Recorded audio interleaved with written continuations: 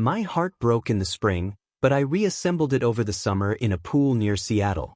It's about pain, passion, and a moment I'll never forget. Want to know what it was like? Hello, my dear friends. In this story, I'm going to tell you about the craziest summer of my life, which started with a broken heart and ended with something incredible. Make yourself comfortable, grab a cup of coffee or tea, and come with me on this journey to the very end. It's going to be hot, I promise. My name is Kyle. I'm 31 years old. I live in Portland, Oregon. I work as an archivist at a museum where I go through old documents and books every day until the dust settles on my hands.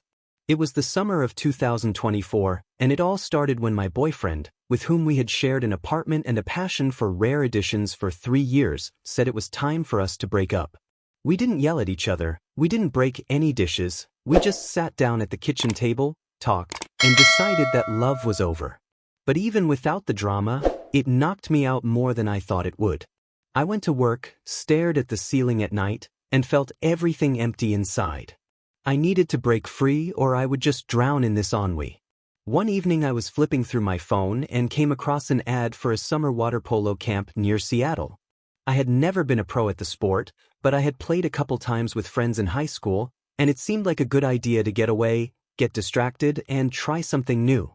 A couple days later, I booked a spot, packed a bag with swim trunks and t-shirts, and was soon on my way down the highway, leaving Portland behind. This was my first solo trip in a long time, and I hoped it would help me shake things up. When I arrived at the camp, I was greeted by the noise of voices and the smell of chlorine from the pool where the teams were already practicing. I was put in a small room with a window overlooking the sports field, and I threw my bag on the bed, feeling the tension release a little. I looked outside, guys in swim trunks were running along the board, someone was shouting commands, and the water was glistening in the sun. It wasn't like my normal life, and I thought maybe this was exactly what I needed. The loneliness still sat somewhere inside, but I decided to give myself a chance to forget about the past, at least for a couple weeks. I went down to the pool that afternoon to see how things worked out. I put on my sneakers, grabbed a bottle of water and headed downstairs while the sun was still hanging high. As I walked, I kept telling myself that it was just a vacation, nothing serious, just a way to reboot. But somewhere in the back of my mind I felt that this was the beginning of something bigger than I could have imagined. And, as it turned out later, I was right. This summer changed everything. It had only been one day since I had arrived at the camp near Seattle, and I was already standing by the water polo pool watching my first practice from the side. It was the morning of the day after I arrived, and I was still trying to get used to the noise and the yelling and how fast things moved around here. I didn't know any of the guys who were swimming and throwing the ball around, but I decided to stay and watch to see what I had even gotten myself into. The sun was shining brightly, reflecting off the water, and I felt a little foreign, but curiosity kept me in place. And that's when I noticed him, Renzo, the coach of our group, standing at the edge of the pool, explaining something to the team. He was tall, with dark curls that curled slightly from the humidity, and hands that looked like he'd been working with a ball his whole life. He looked to be about 35, and he moved with such confidence that I knew right away this guy knew what he was doing. He tossed the ball to one of the players, and then turned and looked right at me as if he could feel my gaze. It wasn't a casual contact. His eyes lingered on me a little longer than necessary, and I felt something stir inside. I stood holding the handrail, pretending to watch the game, but my thoughts were already jumbled. Renzo looked at me again, and this time he smiled a little, not broadly, but as if he knew something I didn't yet understand. I'd been around for years, and I'd caught that spark right away, when something clicks between two people without words. My pulse quickened, and I caught myself unable to look away as he explained the throwing technique, showing me the motion with his hands. Water splashed around him, and I noticed the drops dripping down his neck as he shouted commands. The training went on as usual, but everything around me was a blurry background. I was looking only at him. It wasn't just curiosity, but something stronger, something that pulled me to him, though I didn't dare admit it yet. I squeezed the handrail so hard my knuckles turned white, and I thought maybe it was just fatigue or nerves from the new place. But when the workout was over, Renzo climbed out of the water, wiped his face with a towel, and looked at me again openly, with a slight hint in his eyes. I drifted back to my room, feeling my heart pounding somewhere in my throat, and realized that this wasn't just a chance encounter. Something told me that Renzo had noticed me the same way I'd noticed him, and this was just the beginning. I lay back on the bed, staring up at the ceiling, and thought that maybe tomorrow I should get closer to him. The morning after that first practice, I woke up with some strange feeling, like Renzo's gaze from yesterday was still hanging in the air. It was my second day at camp near Seattle, and I decided it was time to stop just watching from the sidelines and try to do something. I pulled on my swim trunks, threw on a t-shirt, grabbed a bottle of water, and walked to the pool where the guys were already gathering for another game. Curiosity and a little fear fought inside me, but I told myself it was just practice, nothing to worry about. When I got there, Renzo was already there, standing at the rim and explaining to the team how to hold the ball before the shot. He noticed me as soon as I got closer and nodded with a slight smile that made my insides clench. I took a seat among the players, trying to focus on the game, but my eyes kept finding him, the way he walked along the pool, the way he adjusted the position of someone's arm. After practice, I decided not to leave immediately as I had yesterday, but to wait until everyone had dispersed to talk to him. I needed an excuse, so I came up with the idea of asking about technique, even though I really just wanted to be around him. I walked up to him as he was picking up the balls and said, "Renzo, can you show me how to hold your wrist better when you throw?" He looked at me with the same smile he had that morning and replied, "Let's try it, Kyle. It's not as hard as it looks." He took the ball, stepped toward me, and I felt his fingers lightly touch my hand as he demonstrated the motion. It was a quick touch, but I noticed the heat from his skin stayed on mine and my breathing hitched for a second. He explained the importance of relaxing my shoulder, and I nodded, trying to look attentive even though my thoughts were jumbled. Then he suddenly said, "You look tense, Kyle. It's just a game, don't be afraid of the water." His voice was soft, with a slight joke in it, and I laughed, feeling something change between us. I asked him how long he'd been coaching, and he said he'd started back in college, and now he came here every summer. As we were talking, he pulled out his cell phone and said, "Let's exchange numbers in case you want some extra throwing advice." I agreed and we added each other to our contacts, and he looked at me like he wanted to say something else, but he stayed silent. As I was leaving, he yelled, "Don't be late tomorrow, Kyle. We have a tough game coming up." I turned around, nodded, and walked towards my room, feeling everything inside buzzing from that short conversation. It wasn't just an exchange of words, tension was growing between us, and I knew the next step would be even closer to what I was afraid to call it for now. On my third day at camp, I woke up with the feeling that everything around me was moving faster than I expected. After my conversation with Renzo last night, I lay in bed half the night, remembering the way his fingers had touched my arm and the way he'd looked at me before I'd left. It wasn't just a casual interaction, something was growing between us, and I decided it was time to stop just thinking about it and act on it. I put on my swim trunks, grabbed a towel, and went to my morning workout, feeling everything inside shaking with anticipation. When I arrived at the pool, Renzo was already in the water, showing the team how to take the ball away from the opponent. He moved so confidently that I couldn't help but stare at the water splashing around him as he dived. I joined in the game, trying not to get distracted, but at one point he called out, "Kyle, let's try a pass, show me what you've learned." I dived for the ball, and that's when everything changed. He swam up to me to help with the movement, and suddenly our bodies collided underwater, not hard, but enough that I felt the warmth of his skin through the cold of the pool. He wrapped his arms around me as if to help hold me up, and I felt his palms slide down my back, lingering a little longer than necessary. We surfaced together, breathing heavily, and I noticed his eyes glistening as the water drained from his face. No one around me was paying attention, everyone was busy playing, but for me, this was the moment when everything became real. "Not bad, Kyle," he said quietly, almost a whisper, and his voice sounded like it was just for me. I nodded, trying to hide how much it moved me, but inside I was seething with a mixture of surprise and some wild excitement. After that, he swam off, continuing his training, and I stayed in the water, feeling my heart pounding somewhere in my throat. It wasn't just a touch, he did it on purpose, and I realized that he felt the same way I did. When the workout was over, I climbed out of the pool, still feeling the warmth of his hands on my skin, and caught his gaze as he toweled his hair. He smiled at me not broadly, but as if we now shared some secret. I pulled away to my room, feeling everything inside turn over from that moment, and realized I couldn't pretend it was just friendly interest anymore. Something between us had changed, gotten deeper, and I knew the next step would be even closer to what I wanted but was afraid to admit for now.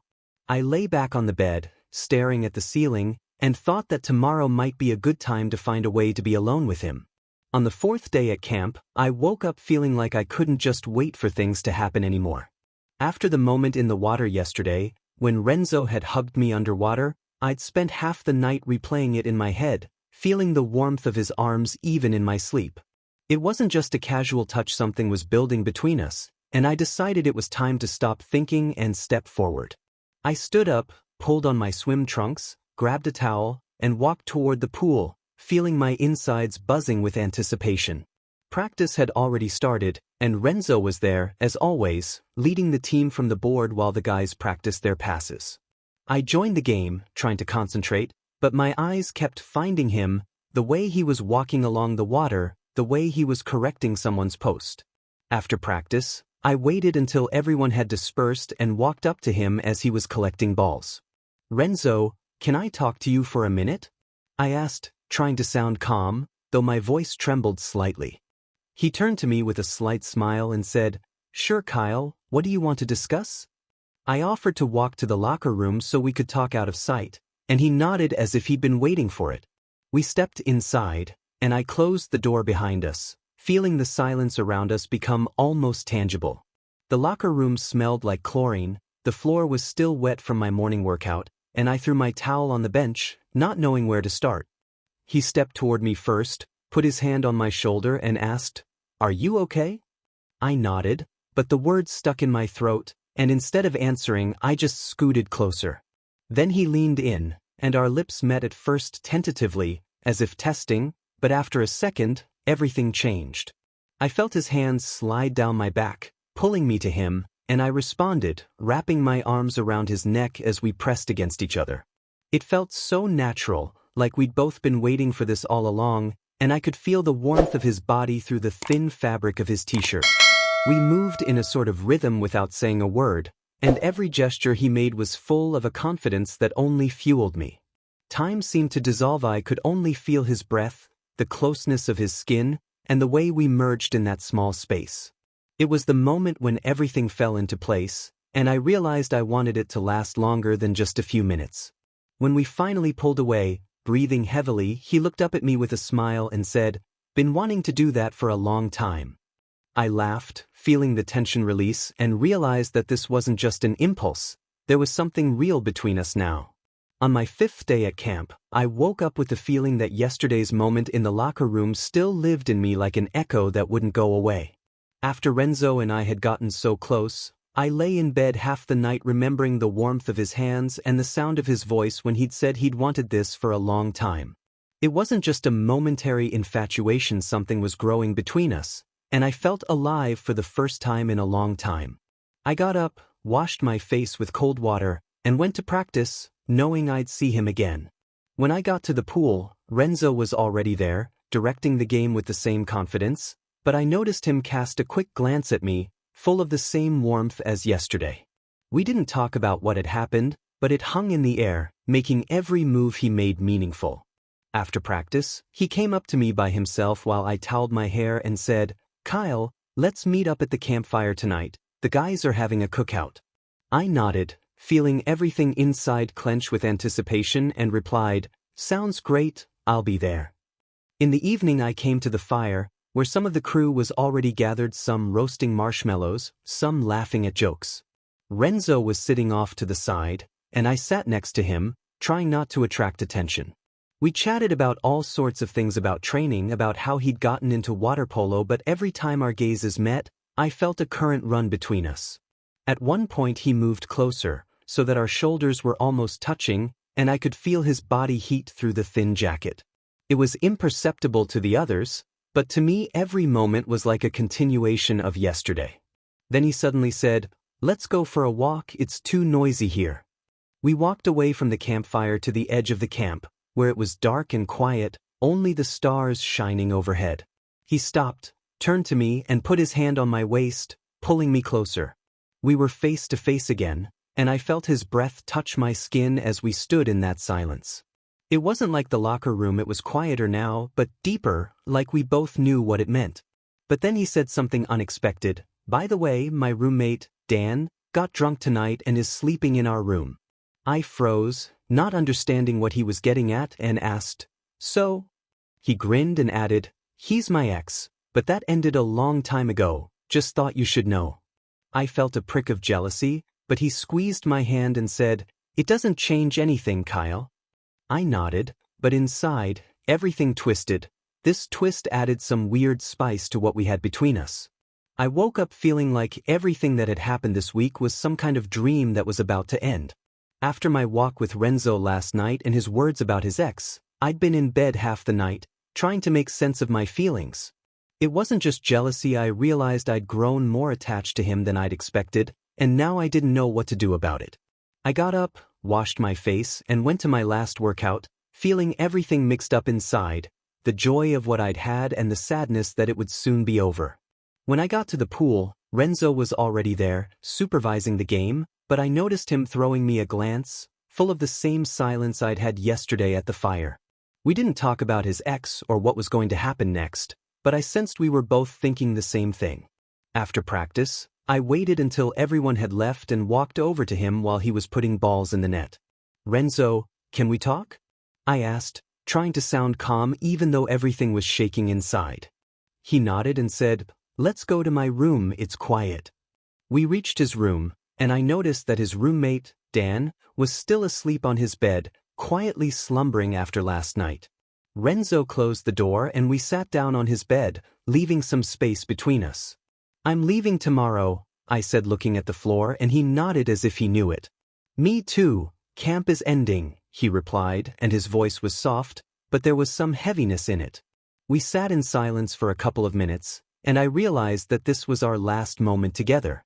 Then he moved closer, put his hand on my shoulder, and said, "That was unexpected, Kyle, but I'm glad you were here." I looked up at him, feeling the warmth of his palm soothe me, and replied, "Me too, Renzo, it was something." He smiled, leaned over and touched my forehead with a light kiss, not a passionate one, but one that spoke more than words. We sat like that for a little while longer, just feeling each other's closeness, while Dan slept quietly in the corner, unaware of what was happening a few feet away. When I got up to leave, he squeezed my hand and said, "Take care of yourself, Kyle." I nodded, feeling a lump in my throat, and walked out of the room without looking back. Back at my place, I lay on my bed and realized that this wasn't just the end of camp, it was goodbye to something bigger, but I felt stronger than before. This summer had given me not only Renzo, but a new perspective on myself, and I was ready to return to Portland with that. It had been exactly one day since I'd left the camp near Seattle, and I was already sitting in my apartment in Portland, looking at the bag I hadn't unpacked yet. It was the morning after my return, and I felt strange, like a part of me was still there, by the pool, where it all began. I'd said goodbye to Renzo yesterday, and his last words were still echoing in my head as I drank coffee at the kitchen table. I turned on my phone, scrolled through the messages from my friends, but my thoughts kept returning to the week that had turned everything inside of me upside down. I stood up, walked to the window, and looked out at the gray Oregon sky that was so different from the bright sunshine of camp. Everything that had happened with Renzo seemed almost unreal now, from the first glimpse of him at the pool to the moment in his room when we sat side by side while his ex slept in the corner. I pulled the towel I'd taken with me to practice out of my bag and smelled the faint odor of chlorine that reminded me of the water, of his hands, of how close we'd been. It wasn't just an adventure, it was something that pulled me out of the void I'd been living in since the breakup. Then I opened my phone and found his number in my contacts, looking at it for a couple minutes, hesitant to text. I could have sent something simple like, "How are you?" but instead I just closed the app and put the phone down on the table. We hadn't agreed to keep in touch, and I knew this was probably the end, just a moment that had happened and passed. But that didn't make it any less important. I sat back down, finished my coffee, and thought that maybe it was for the best to leave it as it was, as a memory I would carry with me. Later I went to work at the museum, where the same stacks of papers and dusty shelves awaited me, but now they didn't seem so stifling. I felt lighter, as if some of the weight I'd been carrying after the breakup had stayed there, in the camp. Renzo had given me not only a week of intimacy, but something more, the confidence that I could move on, even if it was one step at a time. I smiled to myself, remembering his voice, and realized that this summer would stay with me for a long time, like a quiet but bright light in my memory. Thank you for watching, and I will see you in the next video. If you liked the story, please give this video a thumbs up and leave a comment below.